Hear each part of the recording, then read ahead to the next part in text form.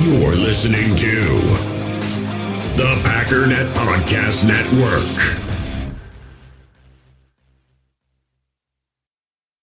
What's going on, U.S. Cellular customers? I've got good news, so don't hit skip, at least not yet. I'm talking about their special customer event, Us Days. What is Us Days? It means exclusive offers just for their customers, just to say thanks, like $1,200 off any phone, plus $300 off any tablet. No, I didn't just misread that. They must really like you. Us Days at U.S. Cellular, exclusive offers just for you, just to say thank you. Right now, U.S. Cellular customers get $1,200 off any phone, plus $300 off any tablet. Terms apply. We took it all. We brought them to our land. An endless night, ember hot and icy cold. The rage of the earth. We made this curse. Carved it in the blood on our backs. We did not see. We could not, but she did. And in the end... What will I become? Senua's Saga. Hellblade 2. Play it now with Game Pass.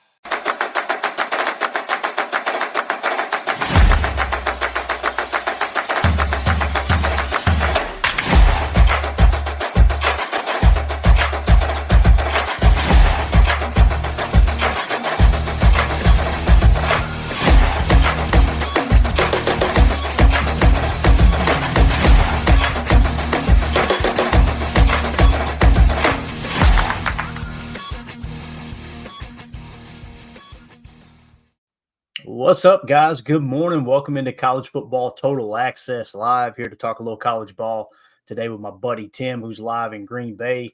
I'm in Tennessee, and Tim, I'm excited, man. This is the second time we've done this show, and there have been a lot of people reaching out going, hey, we need more of that. We need more of that. So this is kind of what I was worried about, too. I don't – every time I've got an idea, Mandy looks at me and goes, are you sure you got time for that? You sure about that? The answer is always no, Tim. How you doing this morning, man? Doing great, man. I got the PTA mug of Diesel here. I know it's the college football show, but this was the clean mug, so I had to go with this one. Absolutely.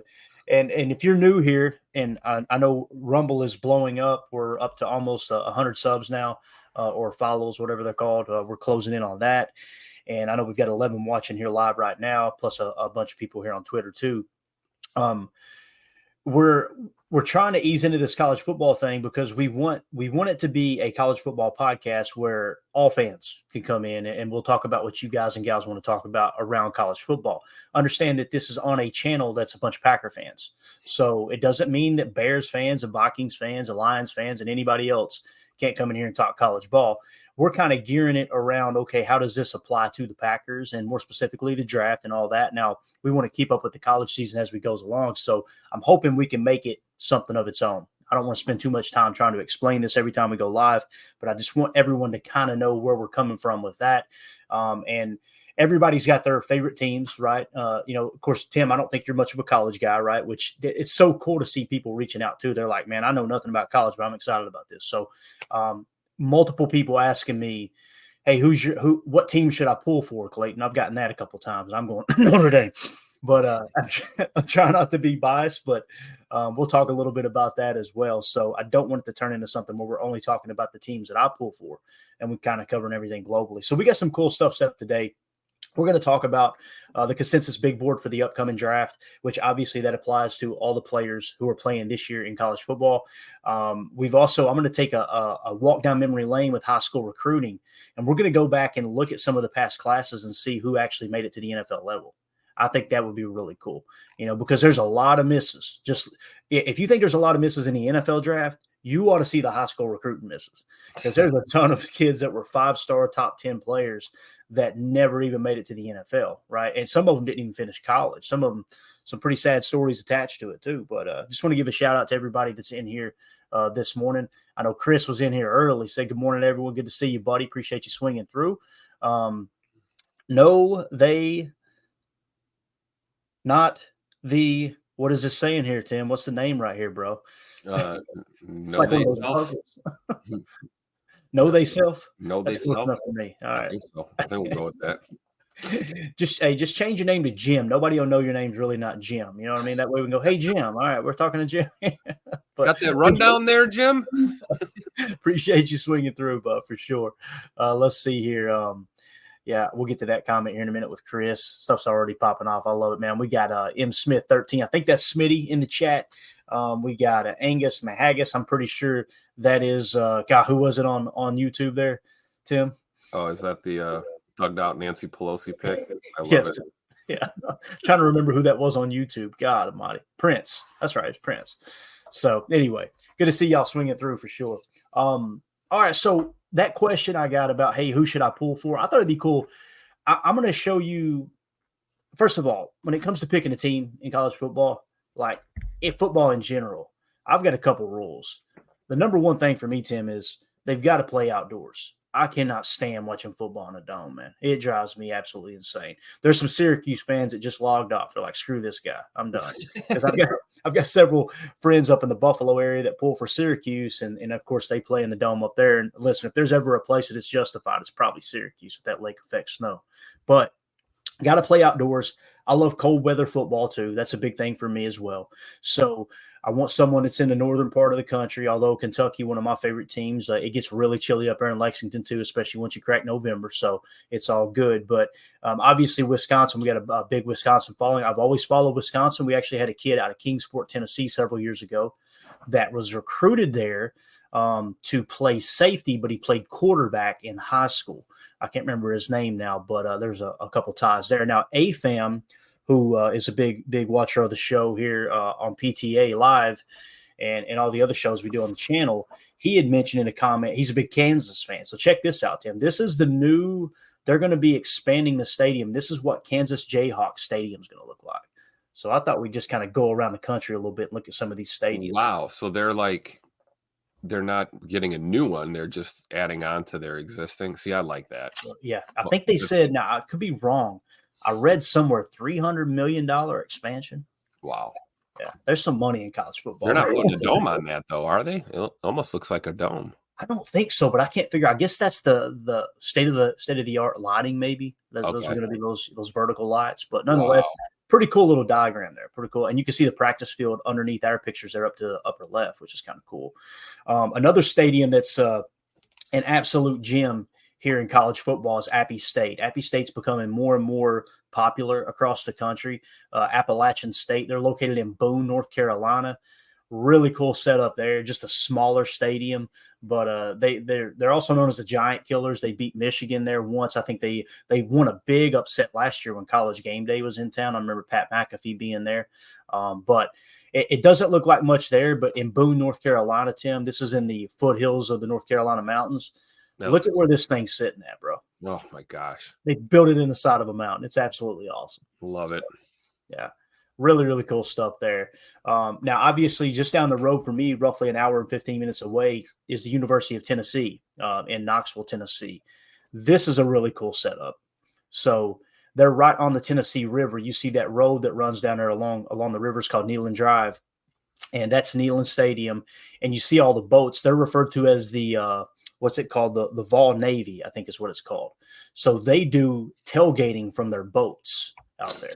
So it's just one big party, man, on Saturday. If you kind of like San Francisco in baseball there, right? Where they hang out in the bay there in McCovey Cove. I like that. That's cool.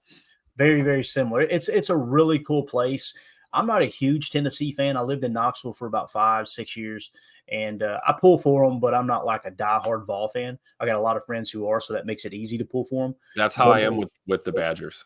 You know, like I'm from Wisconsin. You can't not be exposed to Badger football, and of course you're going to pull for your home state, team or whatever. But go Irish. Got it. Yeah. So same thing like with the Wisconsin Badgers. The big thing for me is I know a lot of Badger fans from being a Packer fan, so I find myself pulling for them. When your Packer buddies are miserable after a Saturday loss, man, you're miserable. So you find yourself pulling for the Badgers too. But this was a cool setup here when they beat Alabama a couple years ago and they stormed the field, Tim. Holy cow! Yeah, I want to say Neyland holds 107,000 now, if I remember correctly. Ooh. So put that into perspective. What Lambeau holds right at 80,000 is a little less than 80,000, I think. So it's right around there, yeah. So you tack on another 20,000 people. That's how much Neyland holds. That place is unbelievably loud, especially when you get a team like Bama in town. You get a team like Florida. Florida used to be a huge rivalry. When I lived in Knoxville in the early 2000s, Florida was like the rivalry, man. I'll never forget. I was on Cumberland Avenue, which Cumberland Avenue is it runs right through the heart of UT, and it runs parallel with that Neyland Drive I was just showing you right here. So it actually connects to one of those bridge roads up here up top, which is Henley Street. I think it turns into Henley Street Bridge.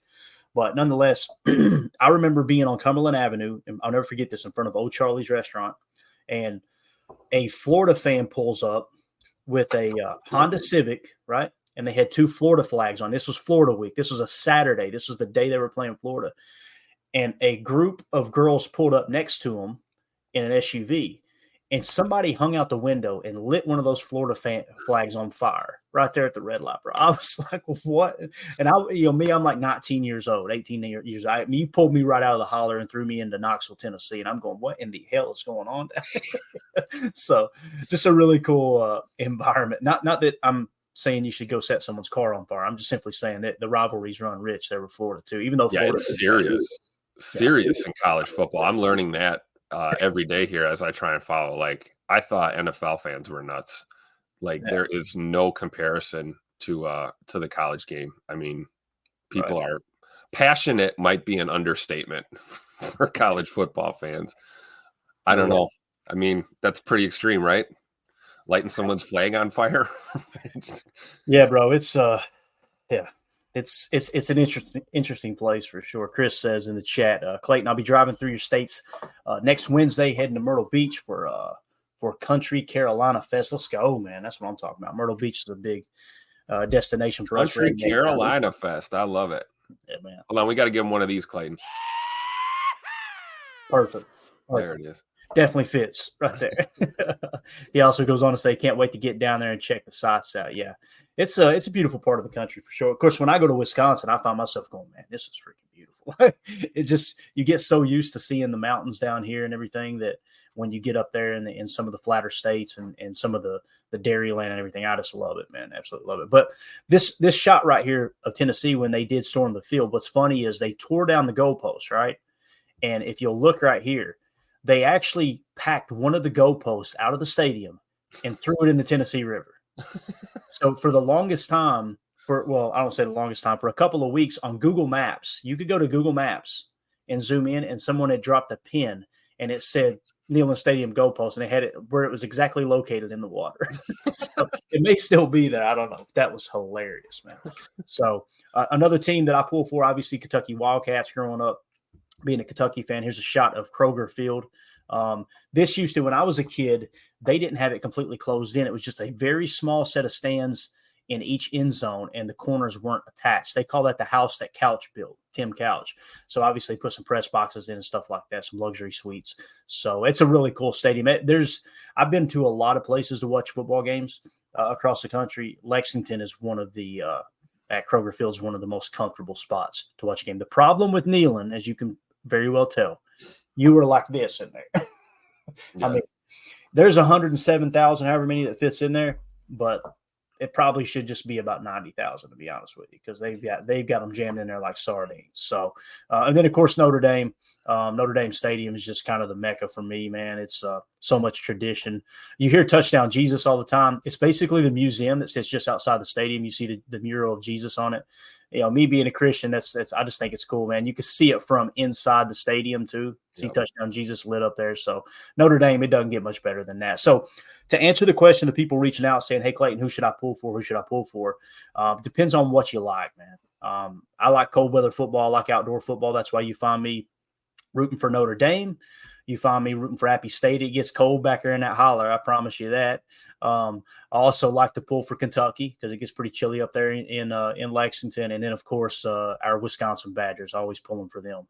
So, hopefully that answered the question there. I didn't want to spend a whole lot of time on that, but at the same time, this is what college football is all about. The season's about to kick off. We got a lot of new people that are, interested in learning about the game of college football. I am no expert in no way, shape, or form. Okay. We're kind of learning as we go. I used to be a bigger college fan before I started rooting for the Packers, and the Packers just took my took my freaking heart and all my time and everything. So that's why I started investing in there. So, but with that being said, a couple things I wanted to hit on, Tim. We were talking about it last week. We didn't have the answers to. Went ahead and got those. First of all, you're going to hear terms like FBS and FCS. For those of you old heads like me, we used to say Division I and Division II, right? And now what it is, basically the higher level, Division 1A, became the Football Bowl subdivision. Why? I have no idea. It makes no sense, but it is what it is. So Division 1A is now called FBS. And the lower level, Division 1AA, which we used to call 2A, became the Football Championship subdivision, FCS. So you hear FBS, think, kind of the major leagues, FCS, the minor league type thing. Okay, so just wanted to point that out because the FCS schools cannot compete for playoff spots, if I understood correctly. And I know some people that rubs them the wrong way, but at the same time, they're playing a much easier schedule in most cases. So it is what it is. Now, when we talked about conference alignment the other day, I pulled this off the web as well, so we could just kind of get updated on it, Tim, because it is an absolute mess right now. It says, let's start with the basics, because even that's nothing you've ever seen before. Beginning with the 2024 season, the Big Ten will be the largest conference in the country with 18 teams, and the ACC, with the additions of SMU, Cal, and Stanford, will follow with 17 teams. The SEC and Big 12 will each have 16 teams. So they used to refer to it as the Power 5 schools. You probably heard that in passing, Tim, Power 5. That means the top 5 conferences. Okay. So now, what does the 10 mean in Big 10 then? There's not.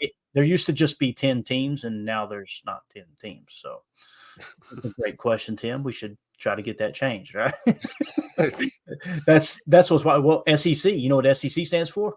I thought that was Southeastern Conference. Yeah, Southeastern Conference. Look at the teams in there now. We got Texas. We got Texas A&M. So that's what I'm saying, man. It's a mess right now. College football, and all these teams are trying to get involved with different conferences because there's a lot of money there, a lot of support, a lot of stability, a lot more media money, that type of thing. So, so basically, what you got in layman's terms, the Big Ten will have the most teams with 18. Okay, the ACC will have 17. And the SEC and Big 12 will each have 16 teams. Okay, so now they're referring it to as the Power 4. All right, it goes on. It says the SEC will include Alabama, Arkansas, Auburn, Florida, Georgia, Kentucky, LSU, Mississippi State, Missouri, Ole Miss, Oklahoma, South Carolina, Tennessee, Texas A&M, and Vanderbilt. If you're wondering there, okay, who's the bad teams there? Vandy always gets their rear ends kicked. Now, they're a medical school, okay? They got more important things. They're saving lives. They ain't worried about football. But they are nestled right into the SEC, and they get boat raced every single year. So, but everyone else, and here's the thing, too, with NIL. Who knows? Maybe that changes, Right.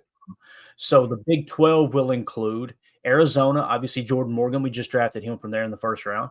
Arizona State, Baylor, BYU, Cincinnati, Colorado. Obviously Dion out at Colorado trying to turn that program around.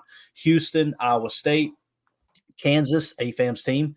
Kansas State's a popular one as well.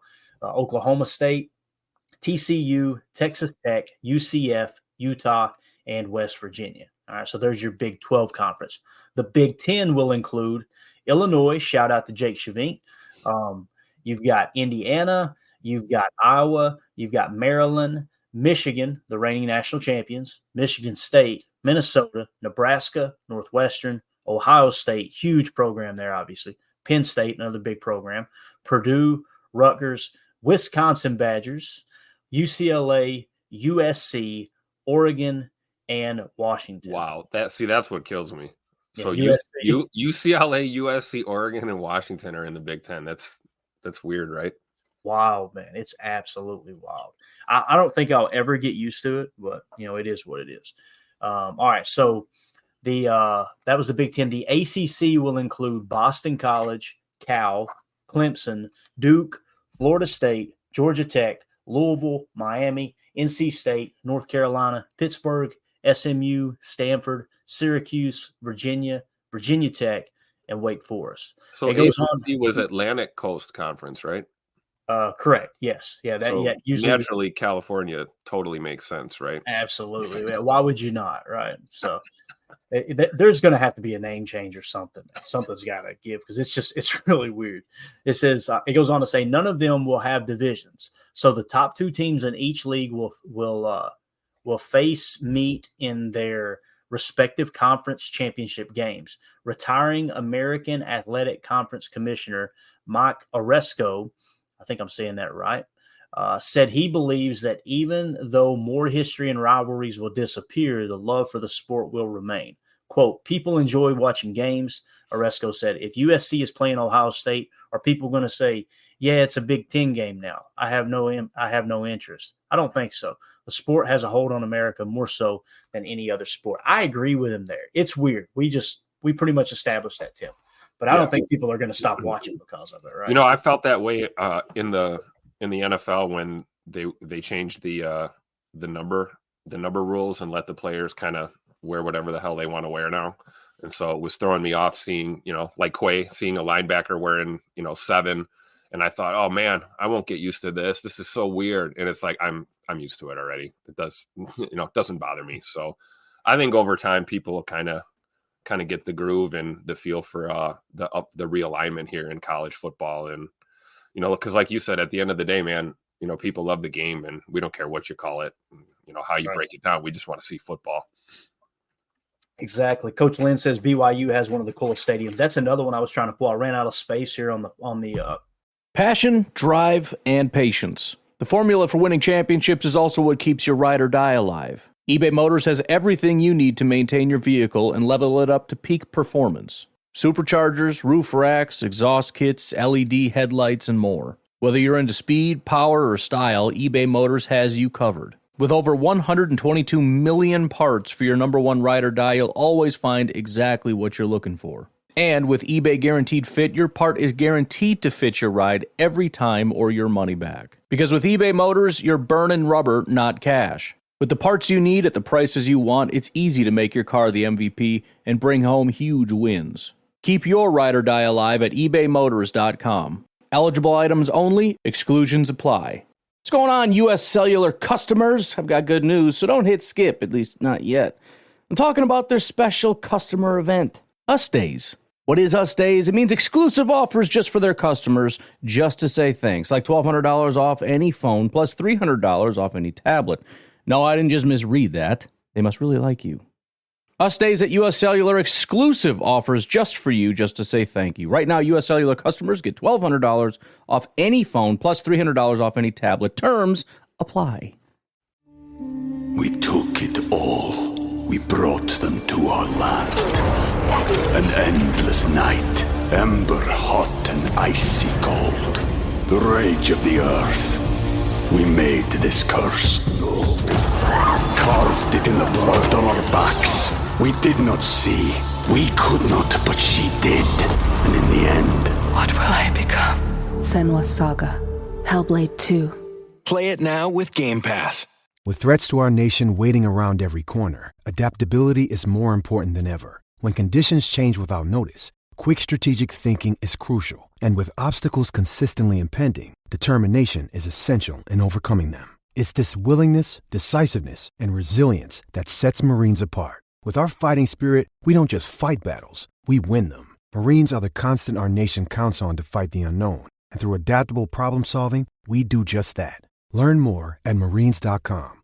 On the StreamYard, we only got so many images we could put up. BYU is another one with the mountains in the background. Oh, absolutely gorgeous out there. So let's see what else is going on in the chat here real quick.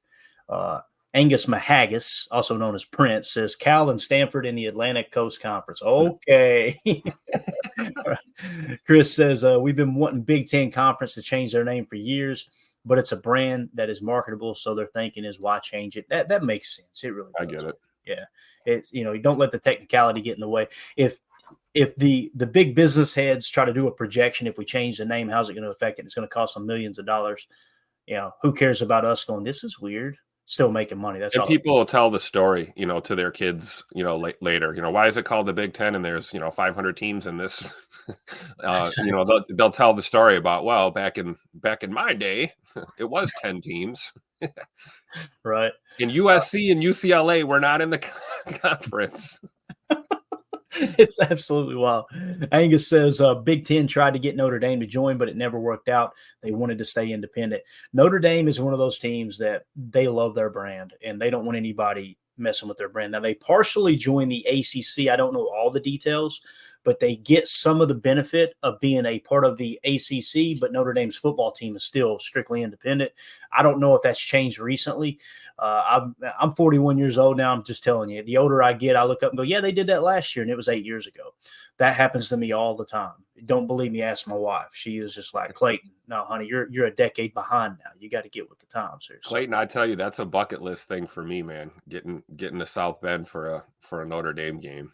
Me too. We need to make that happen. Yeah, man. At least once, for sure. I'll tell you something else I enjoy doing, and I do it in Knoxville quite often. I'm going to do it more now. We've got a small school too, ETSU here in town, the ETSU Bucks, which is fun to go to games and tailgate. But just going to a town and hanging out for the tailgate and then finding a sports bar to watch a ball game, you get that same environment, that same feel, much cheaper. And it's still a lot of fun for sure. So, yeah, we need to do that. We need to make a trip to South Bend because there is a lot of history there, especially with the ties to the Green Bay Packers for sure. So let's see here. Know Thyself. He cleared that up earlier. Appreciate you explaining that, Bub. Know Thyself says, didn't they blow up Pac-10 because the West Coast teams keep moving out? That's the way I heard Paul Feinbaum talking about it the other day, which, by the way, if you guys are looking for a podcast or a show, just wherever you get your podcast, go get the Paul Feinbaum show and hold on tight because those rednecks on there are hilarious. You get those guys calling in from Bama and down around Auburn and Mississippi State. It is absolutely hilarious. I said it before. That's way more civilized than these folks are acting. I promise you, dude. It is hilarious. I said it before, man. They make me sound like Margaret Thatcher. They are. It's a couple of times I had to rewind and go, what the hell did he just say? And I understand redneck pretty good. I go back home, my accent goes right back to my original. Believe it or not, this is a professional accent for me. You can call me anything you want, but don't call me that. I go back home to Harlan County, Kentucky, and it comes right back out, man. Mandy's the worst too, dude. Her shoes come off. She's walking around barefooted in the grocery store. I'm telling you, it gets out of control quick. But anyway, so that was a good little conversation there. So Know Thyself, that's the way I understood it. They're just kind of blowing it up. And they had an opportunity. I don't know all the details Paul was talking about. They had an opportunity to accept some kind of big media deal to kind of help keep it alive. And they held out for more money thinking they were worth more than that. If I'm understanding correctly, I could be completely wrong here. And then everything just kind of passed them by, and now they're screwed. So I know the commissioner, and I don't know his name specifically, of the Pac-10 at the time, caught a lot of heat for that because he really mismanaged it bad. And it just goes to show you, Tim, even with college football conferences, if you got bad leadership at the top, man, things can crumble really quick. So, Let's see what else we got in here. Let's get one more here. Chris says, hell yes, Tim. My grandpa passed away in 96, and I've been saying that since. Bucket list to his favorite team, Notre Dame, for a game. People are going to think I'm lying here, but the majority of the responses I got were Notre Dame fans. Mm-hmm. Now, I'm a Notre Dame because I asked people, who's your favorite team? And people have been DMing me, emailing me, man, I love Notre Dame. I love Notre Dame. So I don't want it to turn into a Notre Dame podcast. And with me and my love for the Irish, it's going to be really hard to not allow that to happen.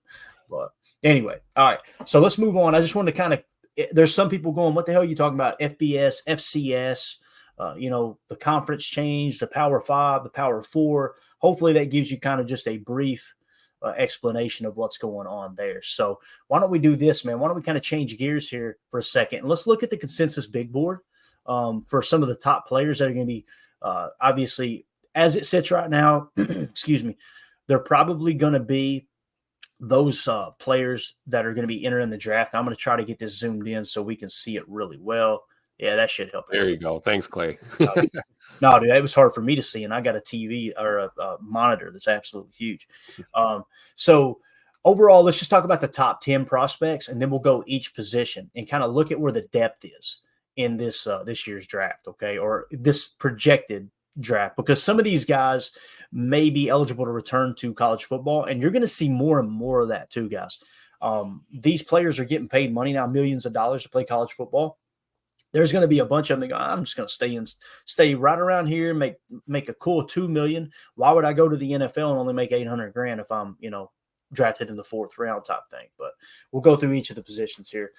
First of all, let's go through the top 10. Number 1 on the consensus big board is Travis Hunter. He's listed as a cornerback out of Colorado, plays for Dion.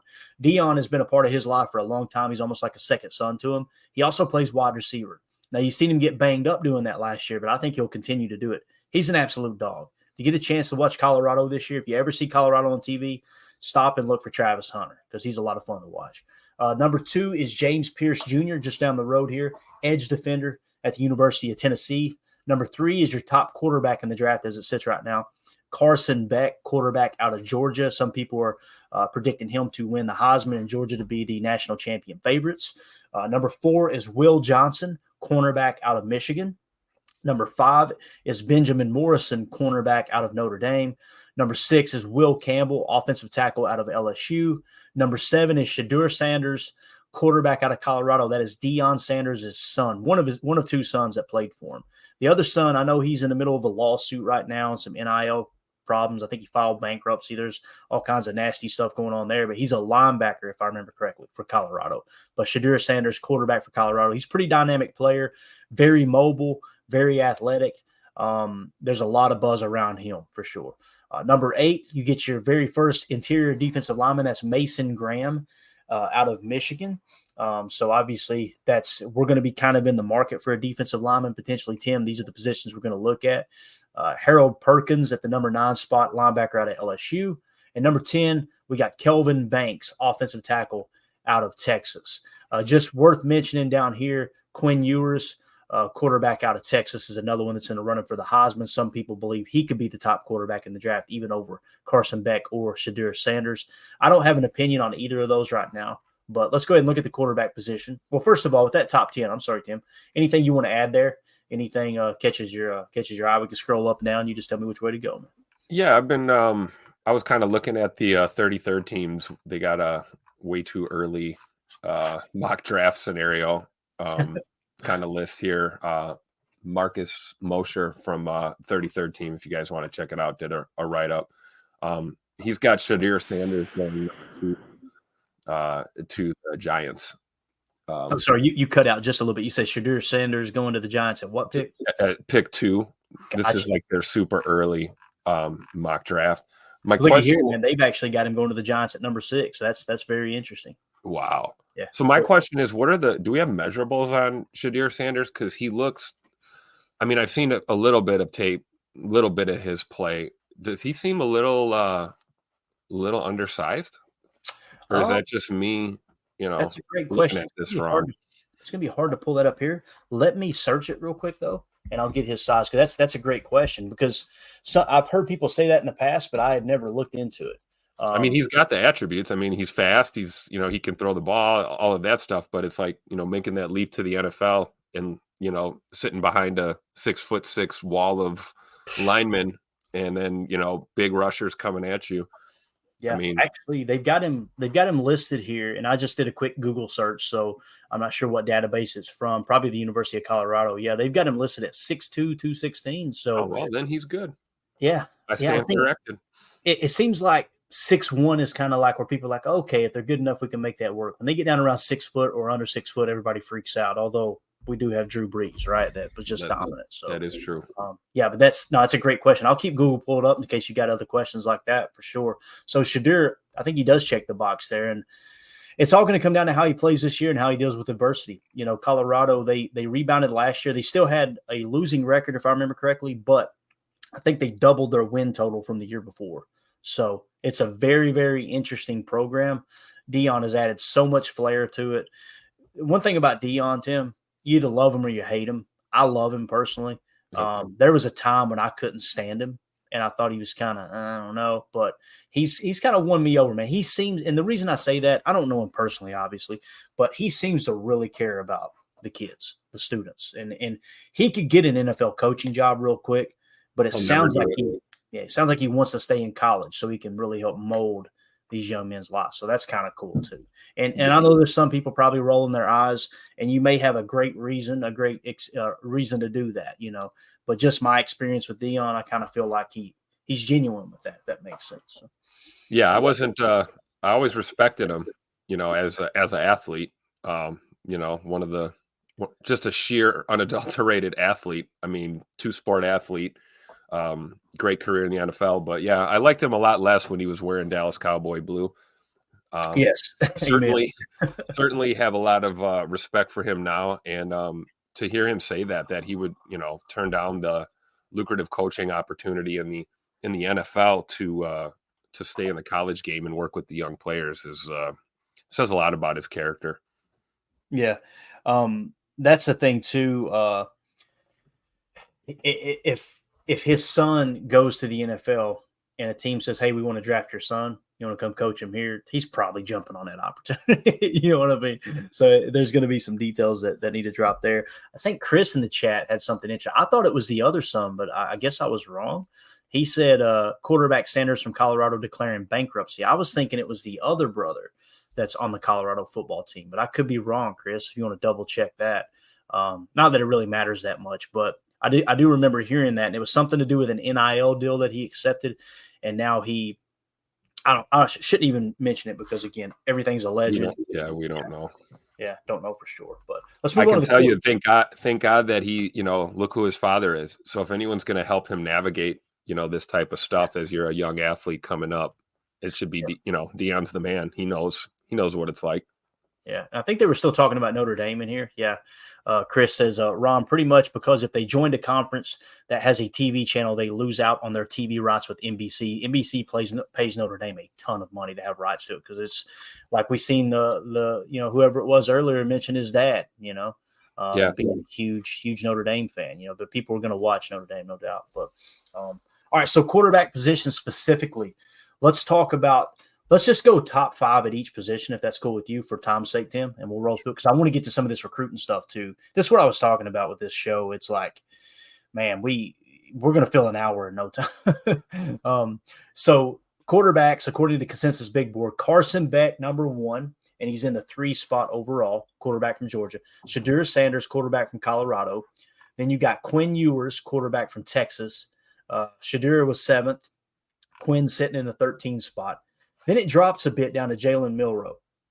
Jalen Milroe, personally, is one of my favorite players in college football. If you hear him post-game interviews and stuff, Tim, this dude just seems like he wears his heart on his sleeve, and he is just such a good guy, such a good kid. Quarterback from Alabama, obviously. He peaked at 21. He's sitting in the 36th spot. So he's a mobile quarterback, right? Kind of like he's a runner. He's got a cannon, too. That's what's so interesting. You're right. He can scramble. He can move. But, man, he's got a cannon. And I don't know why. I feel like he's a lot bigger than Jalen Milroe or from Shadur. Let's see real quick if we can get his height and weight real quick. Give me just a second. Not about the same, 6'2", 220. So that shows you Shadur does have the size. Jalen Milroe is just stacked, man. You look at his arms. He's just built to take a punishment too. But such a good kid, man. Really like that guy. There's some Tennessee fans that just said, I'm unsubbing to this channel right now because I hate Alabama. But all right, so in the 39 spot, you got Drew Aller. I hope I'm saying that right. Either way, quarterback from Penn State. He peaked at 15. He's sitting in the 39 spot now. And then you got Cameron Ward, quarterback from the Miami, Florida. He's in the 42 spot now. Jackson Dart, probably the coolest quarterback name in our college There's football. A guy. Yeah, he's the one, too, that does kind of like the Braveheart-looking face paint. He does one stripe. Or I'm sorry, the Aiden Hutchinson. He does the one stripe from his forehead down through his eye, down his cheek. I ain't going to lie to him. It looks pretty badass, man. He goes out there like he's ready to battle. But he's in the 48 spot. He's with Lane Kiffin down at Ole Miss. And they're a pretty potent offense, if I remember correctly, last year. So Jackson Dart's one to kind of keep an eye on. Another one's Riley Leonard from Notre Dame. He peaked at 51. He's sitting in the 87 spot. He's dealing with an ankle injury right now. Some are a little worried he won't be ready for the season opener, although everything's been said that he's going to be ready to go. So Riley Leonard transferred over from Duke. If you guys remember, he was sitting – I think he was behind Drake May at Duke, Drake May got injured. He came in and played pretty well. Riley did. So Riley Leonard entered the transfer portal and ended up signing with Notre Dame. So they probably got him a good chunk of NIL to get him to come over. So some are predicting him to be a kind of a dark horse Heisman candidate, if you will. Chris in the chat said, just to confirm, he said he'll check on that story. Appreciate it, buddy. He says, you're right, Clayton. It was Shiloh Sanders. So, yeah, it's the linebacker. It's Shadur's brother, Shiloh, that is having the bankruptcy issues. But, at the same time, Chris, it's good it's not Shadur. You think, okay, well, that won't hurt his draft stock. I don't know, man. You know how it goes, Tim. Sometimes they kind of, all right, these are siblings, and it's Deion's son, and there's going to be a big spotlight that comes with him. Yeah, he'll sell jerseys, but do we want that extra circus in town type thing? That could play into it too with his draft stock. I don't know, but we'll see, man. Time will tell. Let's go rapid fire. We may have to just go 3 at each position. All right. So the top 3 at running back, we'll stick to top 50. How about that? At the running back position, you got Quinshawn Judkins. I think I'm saying that correct. Running back at Ohio State is currently in the 29 spot. He is projected as the top running back right now. You got Ollie Gordon II out of Oklahoma State. He's in the 37 spot. And then you got Travion Henderson, another running back out of Ohio State at the 49 spot. He peaked at 39. Tim, the running back position, you got 2 running backs, 2 of the top 3 running backs projected in the upcoming draft actually plays for the same team. That's absolutely wild. Might want to put a little bit of BetUS money on Ohio State this year. Yeah, the Ohio State University. Exactly. That's wild, man. It's rare you see that 2 players from the same position in the top 50. That's pretty interesting. All right, wide receiver. You got Luther Burden, wide receiver from Missouri. He's in the 11th spot. You've got Tatario. I think how would you say that name? Tatarioa. Yeah, that sounds good. Tatario McMillan, wide receiver from Arizona. Obviously, Jordan Morgan's former teammate there, unless he transferred in. And then you got Emeka. I'm going to try it. Emeka Egbuka. Yeah. So he is at Ohio State in the 19 spot. So Ohio State has 2 of the top 3 running backs preseason projection there. And then they've got the 3rd best wide receiver. So they're poised for, if they struggle this year, it ain't going to have a darn thing to do with talent. That's for sure. They got plenty of talent on that team. Next is Evan Stewart, wide receiver from Oregon. Then you got Isaiah Bond, wide receiver from Texas. You got Trey Harris, wide receiver from Ole Miss in the 44 spot. That's going to be Jackson Dart's probably top target there. Torrey Horton, wide receiver from Colorado State. And then it's just worth mentioning Antoine Wells Jr. is also playing for Ole Miss. So they've got 2 stud wide receivers, it looks like, right there at Ole Miss. So Ole Miss is poised to have a potent offense. You cut me off if you want to add anything at all, Tim. Tight end position, top tight end currently projected, mock draft database, is Colston Loveland, tight end from Michigan. You got sounds like a country singer there. It does, man. He got a backup career there if football doesn't work out. You've got Luke Lachey, a tight end out of Iowa at the 59 spot, and then Mitchell Evans, tight end out of Notre Dame at the 74 spot. Notre Dame just continues to churn out those tight ends, man. It seems like every year they have a tight end that's in the top 100, and they creep up in the top 50, and next thing you know, they're being drafted pretty high in the draft. So pretty interesting. They've become kind of like Iowa there, or who I think it was Iowa that was tight end U for a while. All right, offensive tackle. You got Will Campbell, offensive tackle from LSU in the 6th spot. Kelvin Banks from Texas in the 10th spot. Emory Jones, offensive tackle from LSU in the 24th spot. Tyler Booker, offensive tackle from Bama in the 34th spot. So LSU seems to be well protected up front there, Tim. Got a couple. There we go again. Two big names there on your O-line. So look for LSU this year. Obviously, they're gonna protect their QB1. Yeah, no doubt about it, man. Interior offensive line, you've got Ernest Green from Georgia in the 38th spot, and then Jonah. Have you ever experienced turbulence on a flight and wondered why? And you can see all the terrain around you. You've got no issue with visibility or anything? No, everything's PG. Maybe you've sat on the tarmac for hours wondering why your plane isn't moving. Well, we're outside here. They're saying the ramp is closed. They won't let us park because of Air Force One.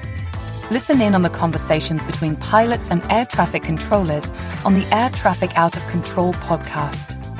512 Whiskey declaring an emergency. There's smoke in the cabin. I need to make a landing right now on 31 left. We have the most interesting, wild, and funny ATC recordings you will ever hear. Check out Air Traffic Out of Control wherever you listen to your favorite podcasts.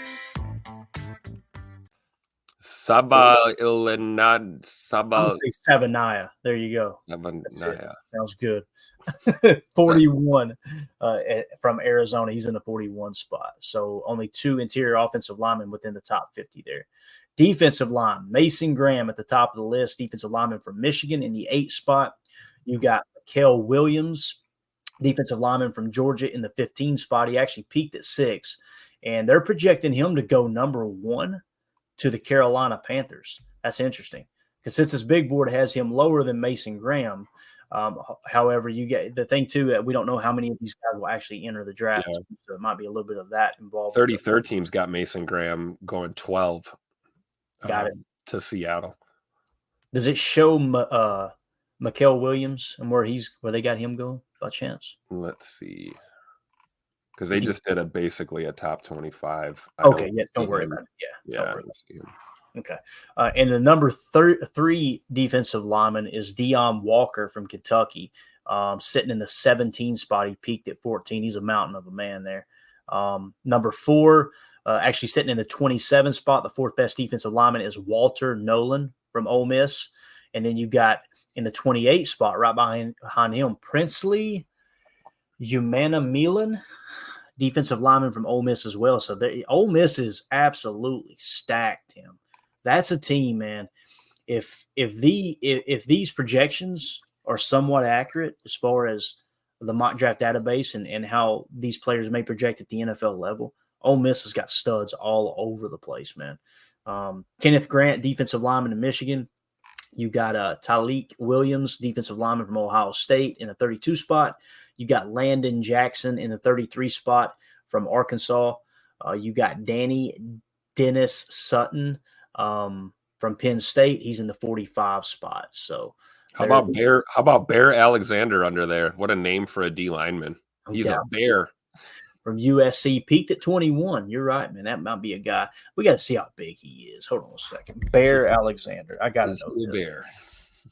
Alexander Height. Somebody else search it. I put Bear AL and it says Bear Alexander Height and weight. He is 6'3", 315 pounds, Tim. There's no two ways about it. That man right there, he is what we refer to as thick. Exactly. So, yeah, he's that's a mountain of a man. All right, let's see who we got next. I want to mention Howard Cross, the 3rd from Notre Dame. He's sitting at 56. He peaked at 45. So we'll see how he does. So there's a look, like I said, at your defensive lineman. Again, the thing that sticks out to me there, got our first Kentucky Wildcat creeping up here in the 17 spot. That's interesting. But also Walter Nolan and Princely Umana-Milan. I hope I'm saying it right again. Both those guys playing for Ole Miss is going to be very interesting for sure. Moving on to edge, you've got James Pierce Jr., who's the top edge defender. He's in the number 2 spot. He's from the University of Tennessee. You got in the 14 spot, Abdul Carter, edge defender from Penn State. Then you got Nick Scorton in the 21 spot from Texas A&M. You got JT Tuamaloa, number 22 from Ohio State. He's sitting in the 22 spot. And then you got another edge defender right behind him at Ohio State named Jack Sawyer. That's Tom Sawyer's nephew, for those of you keeping score at home. He peaked at 18, and it looks like the other Ohio State edge defender peaked at 13. Patrick Payton, edge defender from Florida State. He's sitting in the 25 spot. Ashton Galat, edge defender from Louisville in the 43 spot. And then you get another Notre Dame Fighting Irish, R.J. Oben.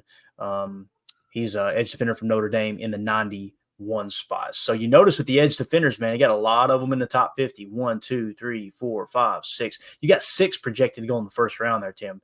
The NFL loves their edge defenders, man. So yeah, buddy. So you got 6 edge defenders, and then projected first round for the offensive tackle, there's 3. So there's 9 players projected to go in the first round between just edge and offensive tackle, which is really interesting. That's another thing, too. Let me go back to quarterback real quick. So according to this, this last year, we have, 6 quarterbacks that got drafted in the first 12 picks. And you guys know some of those guys were projected to be second-round picks. We always say they're going to draft those guys a tier ahead of where they're actually at, right? If you look at it this way, from this year, you've got 1, 2, 3, 4, 5, 6, maybe potentially 7 first-round quarterbacks as it sits right now. Now, again, a couple of these guys will probably fall off, and maybe some of these dark horses down here will come on strong, right? But, yeah, just worth mentioning. All right, we're at the 45-minute mark. Let's go rapid fire here because I want to point out a couple of recruiting things. It's kind of cool. Linebacker Harold Perkins is the top linebacker coming up in the draft out of LSU. He's in the 9 spot. Barrett Carter out of Clemson is in the 40 spot. Danny Stutzman, linebacker out of Oklahoma, is in the 47 spot. Worth mentioning. In the 85 spot, Jamin Dumas Johnson, linebacker out of Kentucky. So we get another Wildcat creeping up in there. Kind of cool. Cornerback position, Travis Hunter in the number 1 spot out of Colorado. Will Johnson, as we mentioned, out of Michigan in the number 4 spot. Benjamin Morrison, the number 5 spot from Notre Dame. So pretty interesting to see 3 corners potentially taken in the top 10. That's really interesting. Although Sicario Davis there from Arizona, 33rd team's got him going to the Packers at 26. Wow. Isn't it amazing, man? It's June 1st, and we're already going, hey, man. Well, they did, in their defense, they said the way too early predictions. Right, yeah. I'm with you. And you see the numbers here. Like, actually, right here, they've got Gentry Williams, cornerback out of Oklahoma, going number 23 to Green Bay. So, okay, there you go. Just want everyone to know that the Packers are going to be picking a lot further down than 23. I'm just saying. That's right. Probably going to be in that 32 spot, Tim. Yeah, we'll be polishing off Lombardi in the trophy room around that time. There's Bears and there's NFC North fans in here going, my ass. Right now. All right, safety position. You got Malachi. Actually, did I cover all those corners enough? We talked about the top 3. Let me go on through the top 50. I'm sorry. Denzel Burke, cornerback from Ohio State, and like you said, Sicario Davis, cornerback from Arizona. Obviously, he most likely played with our boy Jordan Morgan from 6'4", 195. So pretty big corner. That is tall, dude. Holy cow, 6'4". Yeah, that's going to give him some extra bonus points. Imagine that RAS before he runs a 40 or anything, man. All right, safety position. You got Malachi Starks. Imagine that, Tim, another safety from Georgia. We just drafted Javon Bullard, and now you got Malachi Starks in Georgia. He's in the 16 spot, and that's the only one in the top 50 as it sits right now. Worth mentioning, you got Xavier Nwankpa. I think I'm saying that right. Safety out of Iowa in the 51 spot. You got Sonny Styles, safety out of Ohio State in the 52 spot, and then Xavier Watts in the 68 spot, safety from Notre Dame. They're really excited about Xavier Watts in South Bend this year if he can stay healthy. He peaked at 37. He's sitting at 68 right now. So, yeah, we won't talk about kickers, punters, or long snappers. Please don't get mad at me out there. What do you mean? All right, let's look at the top kicker. Tim is the kicker. Let's look at it. 368. I can't even pronounce his name. What the heck's going on? Ethan Muskalski? Don't cuss on the pod, Tim. What are you doing? Yeah, I'm sorry. Lord forgive me. Yeah, and this just kind of shows you with the kickers, man, how everybody's going, do not draft a kicker. Do not draft a kicker. Right. Well, we can count on the Bears to pick one. Exactly. Since we talked about the Bears, let's talk about the top punter in the country, baby. 363, Bryce McPherson, punter out of Notre Dame. Hopefully we don't have to use him at all this year. That's what I'm hoping. So there you go. All right. So that's a look at the consensus big board. Now let's shift gears. I want to pull this up. We use the On3 website to talk about recruiting, right? And we talk about the players that are – what I like to do is key in on the 2024 class to show you who's going to be freshmen this year in college football, okay? That's kind of what I like to key in on first and foremost. Then you can go ahead to 2025 and see, okay, who's got to jump on the 2025 classes. You can go, pretty like 2 or 3 years in advance. Notre Dame right now, they're having the Irish Invasion this weekend, which is like a camp where they invite a bunch of top prospects in to just hang out, come on campus, show their talent, that type of thing. They're going to be offering kids from the 2027 class already. So that's how ahead of the game these universities try to get. But with that being said, I thought let's go back in history and kind of see, okay, who are some of the prospects that may or may not have worked out that were the top prospects in the country in the past. Okay. And I went to 2016. Check this out, Tim. Look who was the number one prospect in the country in 2016. Rashawn Gary. Yeah. Rashawn Gary out of Paramus Catholic. That's in New Jersey. Defensive lineman. He was listed at 6'5", 283. He had a 99.7 grade. He was number one nationally, obviously, at his position and in the state. He obviously signed with Michigan. I thought that was so cool. Now, I like to go through and go, okay, see if we can recognize some of these players and if they performed at the next level. We won't spend a whole lot of time on 2016 because I want to jump ahead to some of the other classes. But Dexter Lawrence, he spent some time in the league. I think he's still in the league. I could be wrong. Greg Little. Dallas, right? Yeah, I think he was. Yeah, with Dallas. Still is with Dallas, yeah. You got Greg Little, offensive tackle. I don't know if he's still in the league. I don't think he is. I could be wrong there, though. Levanta Taylor. You've got he's a cornerback. You got Shea Patterson, quarterback, who I think he is still in college. At least he was last year. We need to figure that out because Shea Patterson, IMG Academy. Yeah, he has got to be 73 years old now playing college football if he's still there. But Ed Oliver, you guys know, turned out to be a pretty decent pro there in Buffalo, if I remember correctly. Look at that. Look at that guy. We know that guy. Yes, we do, unfortunately. Nick Bosa. There's the guy. The number 7 prospect in the entire country coming out of high school. 6'4", 270, went to St. Thomas Aquinas. I think that was in, Fort Lauderdale, Florida. 5-star recruit, edge defender, just an absolute stud. Jacob Eason. You guys remember Jacob Eason played for the Colts. He may still be the backup there. He was a 5-star. So this kind of shows you, like, you look at these top 10 and go, yeah, that's not that good. It shows you just how many guys that get missed on, from, in that regard. I'm going to scroll down and see if another name catches our attention here at all. McCole Hardman. Yeah. I don't think he's lived up to the expectations, and maybe some of you guys disagree with that. But he obviously was the 16th best prospect or recruit in the country. There's Mac Wilson. We heard his name quite a bit. I don't think he's turned out to be a great pro. Jeffrey Simmons was pretty decent in Tennessee, if I remember correctly, with the Titans. Like I said, I just wanted to kind of scroll down and see if any of these names – I wanted to see if we ran into any Packers here. N'Keal Harry kind of flopped, obviously. Miles Sanders. No, so that's pretty much it. So he's got a Packer up there at the top of the list, no big deal. Yeah, just great job by the recruiting department at Michigan, and obviously the scouting too. They had Rashawn pegged pretty accurately there. I agree, man. I agree. Absolute stud. So, all right, let's go ahead and close that one out. And now let's move on to 2018 real quick. We'll go rapid fire. We're at the 53-minute mark. We're going to get this college football pod where we can do it in an hour, Tim. That's the overall goal. Yeah. So the 2028 class, number 1, Trevor Lawrence. I think that's a hit there. I mean, that dude he's about to get paid, and that's the real measuring stick, Tim. Like, if a team's willing to pay you top quarterback money, man, I've always felt like, I've heard some people say he's overrated. I've even heard bust used, and I just don't see it. But I don't think Trevor Lawrence has like overwhelmed anybody.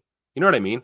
I feel like he's not bad, but he hasn't performed, phenomenally since he entered the NFL. So, but I would say that's a hit. I don't think he's a bad quarterback. Yeah. So number 2 prospect in the country, Tim, Justin Fields, quarterback, Kennesaw, Georgia. Yeah, they just had the position wrong. It should be running back. It's a kick returner. Yeah, kick return. But I'll tell you, man, that's just another example of like that, the hype that's been around this guy his entire career, man. Like, he coming out of high school, people were saying, hey, this is the dude, right? Yeah, it's kind of like the other quarterback the Bears just picked up. Real similar.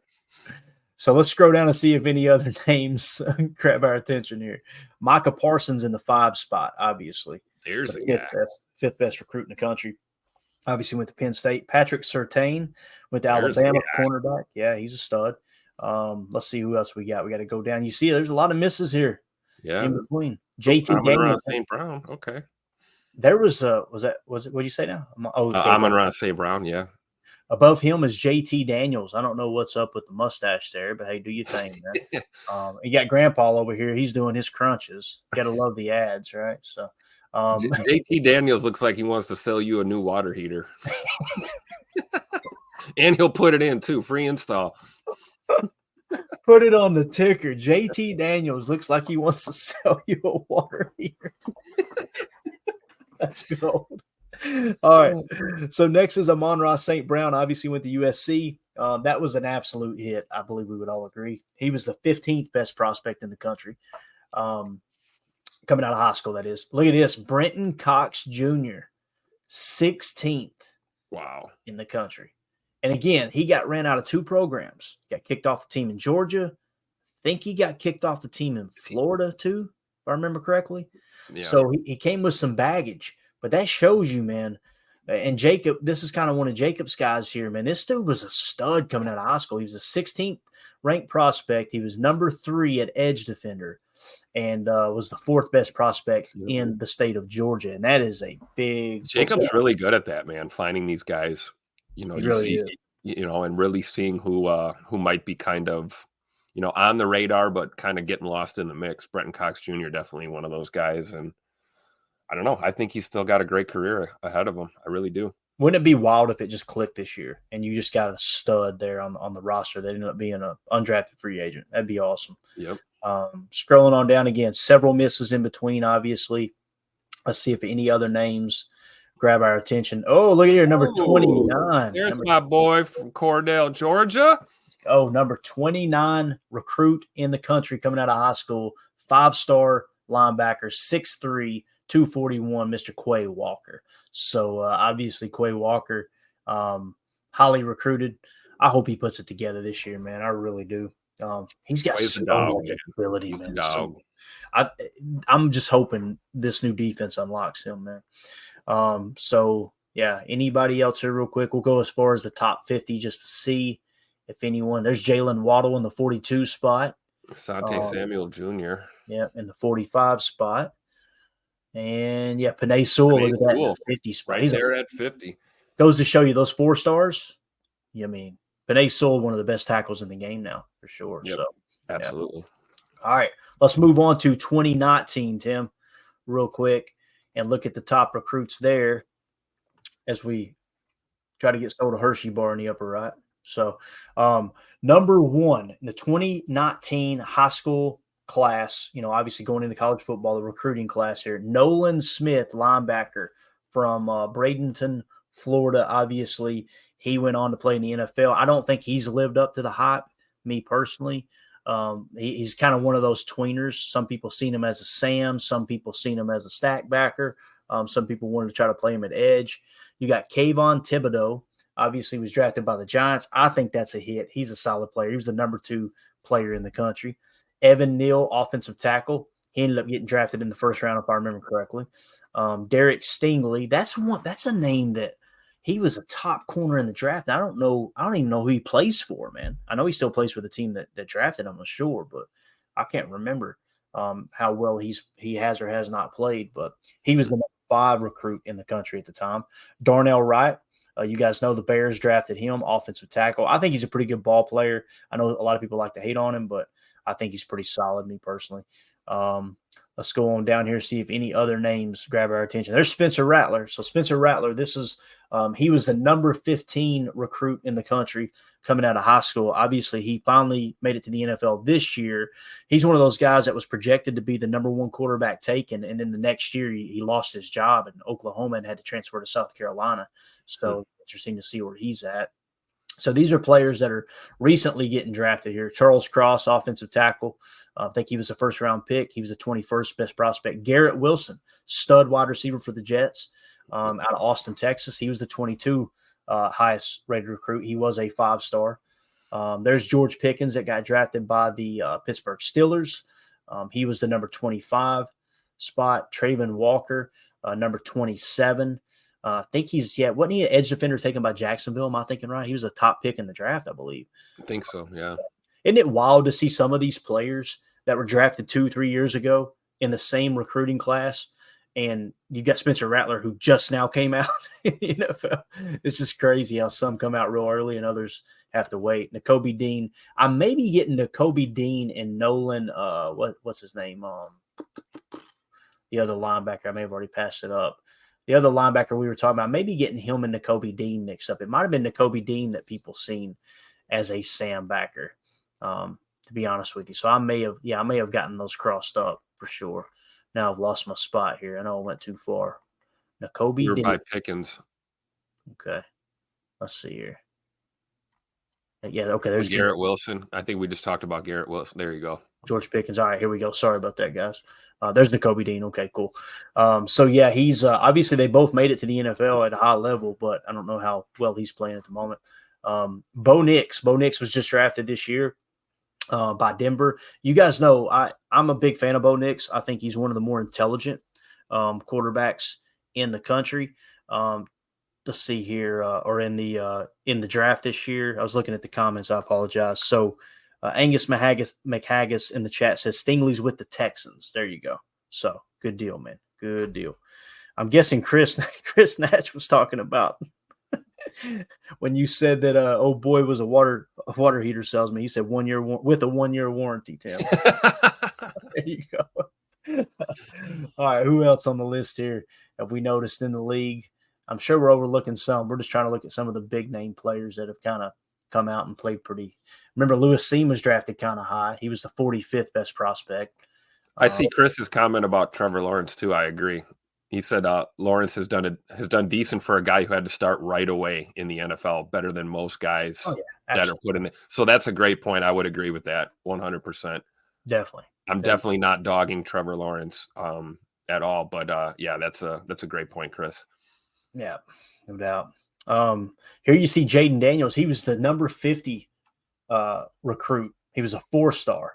And obviously he played at a couple schools. I think he went to Arizona State and played for Antonio Pierce down there, I believe. And then he ended up transferring to LSU, obviously winning the Heisman. And I think he won the Heisman, if I remember correctly. And obviously was the number 2 pick in the draft this year. So he's a hit. So, yeah. It's just cool to kind of look back at some of those guys. You know what I mean? And see exactly where they land. There's Graham Mertz. I think he played for Wisconsin, for a short bit. So he was the 57th best prospect in the country. Kyle Hamilton. Look at Kyle Hamilton's been just literally underrated his entire life, man. He was a 4-star, number 62 recruit in the country. And Simon Notre Dame obviously ran the wonky 40 time. Everybody dogged him. He goes to Baltimore. He's an absolute stud, man. Just a stud. One of arguably a top 3 safety in the league. So, all right, there you go. That was your just a quick glance at the 2019 class. I love doing that stuff, man. Love the I saw Tyron Hopper down there at the bottom. You see that? Oh, for real?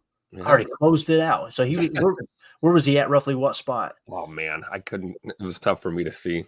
Okay. Maybe he was on the page. We were at the 65 spot. I think he was in the 70s, maybe. Really, that is awesome, man. You got me wanting to go back now, Tim. Yeah, what class was that? We said was that 2019? 2019, I think. Yeah, let me see if I can pull it up. I definitely want to see that because that was kind of the goal, was to spot some of these Packers, and you got Tyron Hopper down there. Oh, I got a German Shepherd at the door now. He is mad. That door's closed. He's like, bro, what are you doing? There's Graham Mertz. He's got to be here close. Tyron Hopper. Yep, you're right. Tyron Hopper, number 70 spot. So you're right. You nailed it there. Let me pull it back up on the screen real quick and see if we can get any information on him, because that's really, really interesting, man, that he was when you look at how the Packers draft, does it not kind of feel like Rashawn Gary, they put a lot more value on him than most teams did? Mm-hmm. Does it not kind of feel like, hey, these the Packers are digging back into the high school stuff too? You know what I mean? Like they're willing to go back a little bit further. So Tyron Hopper, he was a 4-star linebacker out of Roswell, Georgia, 6'2", 231. Thick. He signed with Florida. I didn't know that. So he must have ended up transferring to Missouri. That's interesting. Had a score of 94.9. He was the 70th ranked national prospect. Obviously, he was 8th at the linebacker position and the 11th best prospect in the state of Georgia, which is absolutely loaded with talent. Oh, look down here, number 73, Tim. Sean Ryan. I don't know. I'm not a doctor. Sean Ryan, offensive tackle from San Juan Hills in Capistrano, California. 6'4.5", 321 pounds, had a grade of 94.8. So, yeah, that's interesting. So, Sean Ryan was highly recruited coming out of high school, man. That's very, very interesting. Speaking of thick, look at that adding up right. Never mind, it disappeared. That's Uncle Carl over there with his shirt off. Do you see that? I love the ads. You gotta love it. All right, so there you go, man. That's just kind of a walk down memory lane just to look at some of the draft class. I was going to share – I'll pop this up real quick just to talk about the top 10 real quick, and we'll get out of here, Tim. We're over on time. Surprise, surprise. This is this year's draft or recruiting class, okay? Ohio State got the number 1 recruit. That was Jeremiah Smith. He's a wide receiver. You got Ellis Robinson to Georgia. He's number 2. DJ Lagway is the top quarterback in this year's recruiting class in college football. He's like I said, DJ Lagway, quarterback out of Texas. He signed with Florida, so maybe helps on the way with Florida. They're struggling right now. Cam Coleman, wide receiver to Auburn. Ryan Williams, wide receiver to Bama. Justin Williams, linebacker to Georgia. Williams, Nwarney, to Missouri, edge defender, 6'6", 265. What are they feeding these kids, bro? Thick.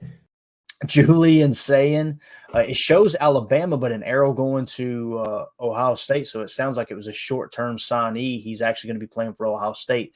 That's a quarterback, another top quarterback, 5-star quarterback from California, signing with Ohio State. Ohio State's just absolutely loading up, man, no doubt. David Stone, defensive lineman. He signed with Oklahoma, and then LJ McCray, defensive lineman, signed with Florida. Florida's in kind of shambles right now, but man, their recruiting class, Tim, it suggests they're going to be good moving forward, man. So they're getting everything straightened out down there in the swamp. But parting thoughts, man, as we get ready to wrap this thing up. This is a lot of fun. We got 141 people watching on X. We got 31 in Rumble. Appreciate y'all. If you would just hit that like button for us. We'll be back on YouTube here in a few days, and we'll see if we can not get canceled again. But we're not going to change who we are. I promise you that.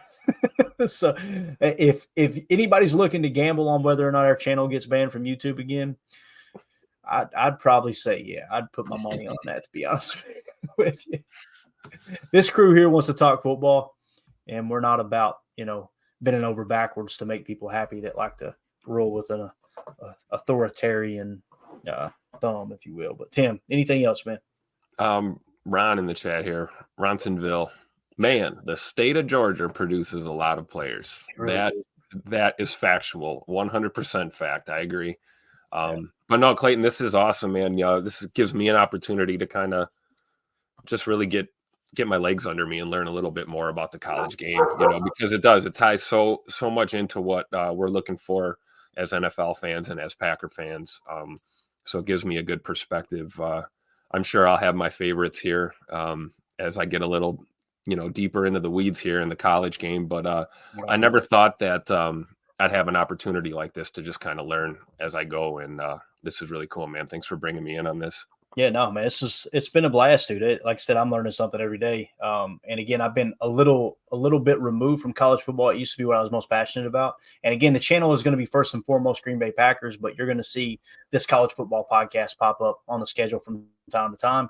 And we'll make sure that you guys and gals know that, so you don't think you're just tuning in to listen to Packers talk and it ends up being a college football podcast. There's not going to be anything clickbait in that regard. You'll know what it is. So, but yeah, Tim, thanks for joining me, man. It's a lot of fun. We'll do it again soon. There's a chance we do another one tomorrow morning. We'll see. I don't want to oversaturate it, but I haven't had anybody going, hey, I don't like the college football pod. It's always, hey, when you guys doing another one? So we'll try to mix and match it in. But be sure I wake up ready to roll again then if we do it. Yeah, our guys better wake up with their piss hot, like I said before. So. Lincoln's outside the door going, that's right, man. Early bird. Tell you, man, German Shepherds are hilarious, dude. You make one sound in the morning, you just yawn, and he's like, all right, let's do it. Let's get this day started. They're so smart, man. They're like one of the most intelligent breeds of dogs out there, man. Love the German Shepherds. They're good dogs, man. They're very loyal, very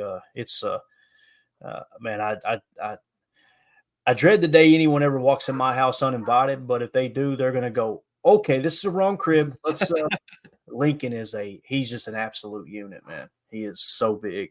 I haven't weighed him lately. We haven't been to the vet in a while, but he is just. They're not going to make it into the house. Lincoln will be on them when they hit the access road. You'll already know that. He is a monster, dude. So, all right, guys. There's a chance that we will do a show tomorrow or tonight. I got to run to Knoxville, see my brother. Things are looking up, doing great. They had him up walking. He's eating on his own. Big thank you to everyone who's sent prayers out there his way. We really appreciate it. So I'm going to go down there, spend the day with him at the hospital, and then I'm going to try to get back in time for PTA Live. There's a chance the guys go live. I think Emilio and maybe Jacob are talking about it, but we'll see. There may not be a show tonight, but we'll definitely be back tomorrow night. I will be home tomorrow evening. So, appreciate y'all hanging out with us. We will see you either tonight or tomorrow morning. We may do a Good Morning Lambeau and just talk Packers. We may do another college football pod. I'll try to get that updated as soon as possible so you know what's coming down the pike. So, with that being said, Tim, hit it for me, man. For those of you listening on the pod, thank you for making us a part of your day. As always, let's go out and be the change we want to see in the world. And go Pack, go.